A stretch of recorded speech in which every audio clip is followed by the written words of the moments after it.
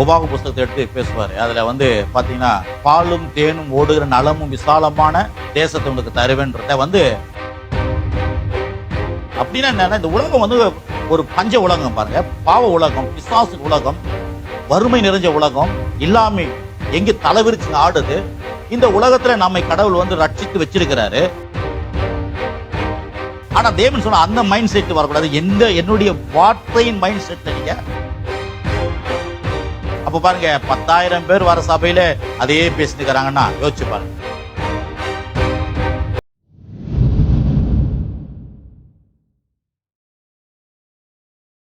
பாருங்க, மதுரையில ஒரு பாஸ்டர் இருக்கிறார் பாருங்க, ஹாரிஸ்ன்னு சொல்லிட்டு, மூத்த போதகர்.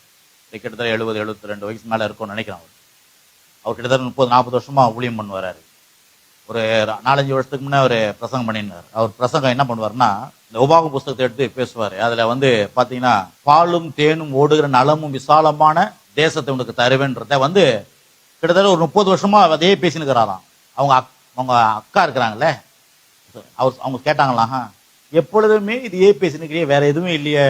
இல்ல, இப்ப 30 வருஷம் பேசி இப்பதான் அதை தொட்டு நக்கி இருக்கிறேன் அப்படின்றாங்க. அப்படின்னா என்ன, ஒரு 10,000 பேர் அவங்க சபைக்கு வராங்க. ஒருத்தர் இல்ல, சாதாரண ஆளா இருந்தாங்க. இப்ப 10,000 பேர் வராங்க. சொல்ற 30 வருஷம் இதே பேசினுக்கிறியா? அப்படி இல்லை, இப்பதான் நான் ருசி பார்த்துருக்கிறேன் அப்படின்றார். அப்படின்னா என்னன்னா, இந்த உலகம் ஒரு பஞ்ச உலகம் பாருங்க. பாவ உலகம், பிசாசு உலகம், வறுமை நிறைஞ்ச உலகம், இல்லாமை எங்க தலைவிரிச்சு ஆடுது.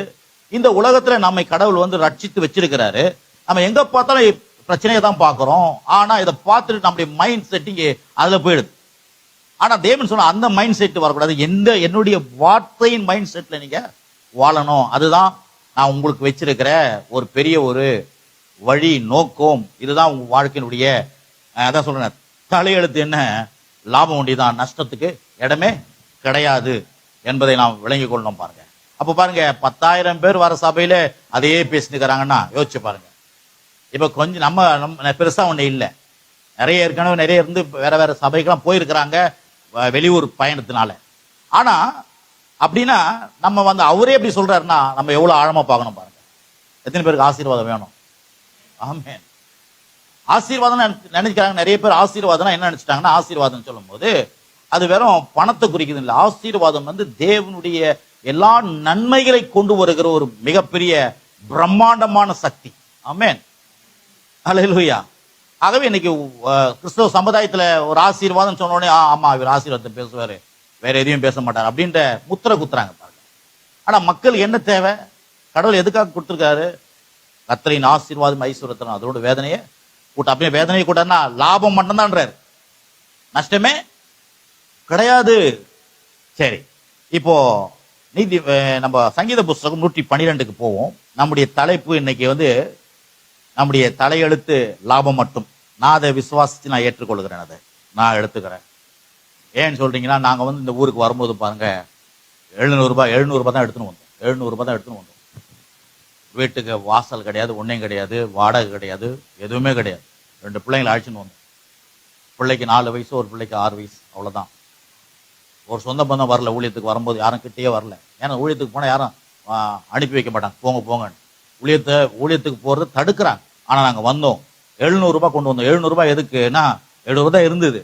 600 ரூபாய் நான் கொண்டு வந்த மெட்டீரியல், கொண்டு வந்த அந்த வீட்டு சாமான்கள் கொண்டு வந்த அந்த இதுக்கு 600 ரூபாய் கொடுத்துட்டோம். 407 ஒரு வேன். மீதி 100 ரூபாய் தான் இருந்தது. கேஸ் 2 நாள் கேஸ் தான் இருந்தது. இப்படி ஆடி பார்த்தா தெரியும், 2 டேஸ் தான் வந்தது. ஆனா இன்னைக்கு இவ்வளவு தூரத்தை கட்டத்தை கொண்டு வந்திருக்காருன்னா, நான் எதை நம்புறேன்னா, என்னையும் நம்பல, என் கிட்ட இருக்கிற பொருளாதாரத்தை நம்பல, கர்த்தரை நம்புறேன். ஆமென். நீங்களும் அதுதான். உங்க சம்பளத்தை நம்பாதீங்க. நீங்க எவ்வளவு சம்பாதிக்கிறீங்க அது இல்லை உங்க வாழ்க்கை. தேவன் தான் உங்க வாழ்க்கை. அவர் கொடுக்க போற நிறைய. ஆமென். ஆக நம்முடைய சம்பளம் எல்லாம் பாத்தீங்கன்னா நம்மளை உயர்த்த முடியாது. நானும் சொல்றேன், நான் ஒரு பணத்தையோ காரியத்தை பார்த்து நம்புறது இல்லை, கர்த்தரை நம்புறேன், கர்த்தரை உயர்த்துறேன். ஆமென்.